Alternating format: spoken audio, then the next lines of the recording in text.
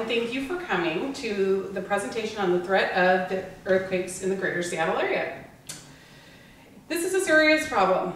The potential threat for the earthquake striking the greater Seattle area is high.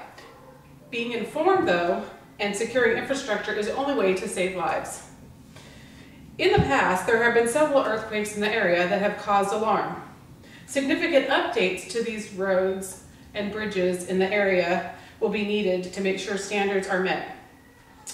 A subduction zone between the Juan de Fuca plate and the North American plate, known as the Cascadian subduction zone, cause unstable ground pressure.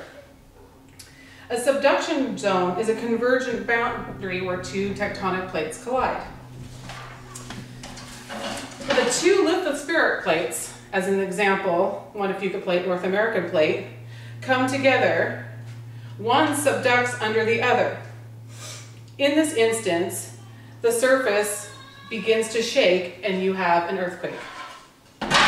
Seattle sits on a fault line that runs from Olympia to the Cascadian or to Canadian border.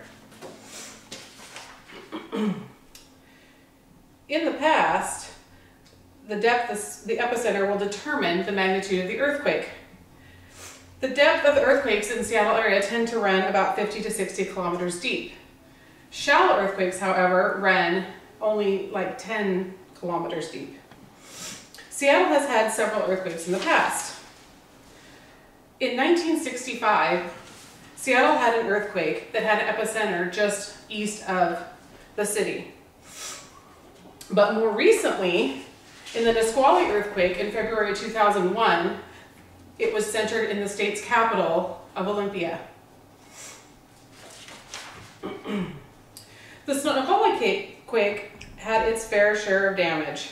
The earthquake had an epicenter of about 50 kilometers deep, and the Seattle earthquake had an epicenter of 40 kilometers deep. If most of the earthquakes in Seattle are deep, is there really a threat to the community? There is a threat to community because we've been lucky so far. In any moment, we could have a shallow earthquake. Could be only 1 mile deep. In a situation like that, without fixing our roads and our infrastructures and our buildings, the whole city could crumble, causing thousands and thousands and thousands of casualties. The media brings up the term an earthquake hotspot. Is the Seattle area included in this expression? Yes, Seattle is actually runs a much higher risk of having the big one than California.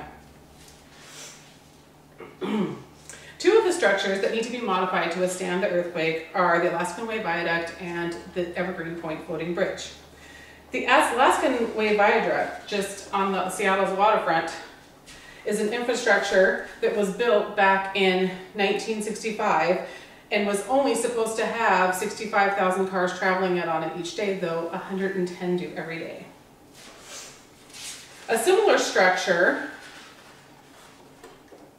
in San Francisco, known as the Cypress structure, collapsed in an earthquake of only just a little over 6 magnitude in 1989.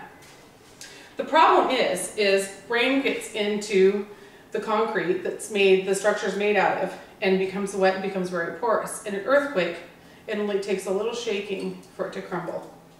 The Evergreen Point Floating Bridge also is in desperate need of repair. It too was only designed to hold 65,000 cars a day. It connects Seattle to Bellevue, and at least 115,000 cars travel daily on it. It should be known, though, however, that 2 of the state's floating bridges have already sunk in the area due to severe windstorms. So it wouldn't take much for an earthquake for this bridge to collapse. In conclusion, I need to ask one more question. What can be done to strengthen the Alaskan Way Viaduct and the Evergreen Point Floating Bridge? By fixing concrete and reinforcing steel, the Evergreen Floating Bridge will withstand an earthquake. The Alaskan Way Viaduct, however, needs more work. Angular beams need to be put towards the top, and horizontal cross beams need to be placed at the base to ensure that in an earthquake of a high magnitude, it will be able to hold up. So in conclusion, by following just a few steps and fixing just a few problems, Seattle has a better chance to survive the big one. Other words, this could be the fate as San Francisco of our city. Thank you very much for coming.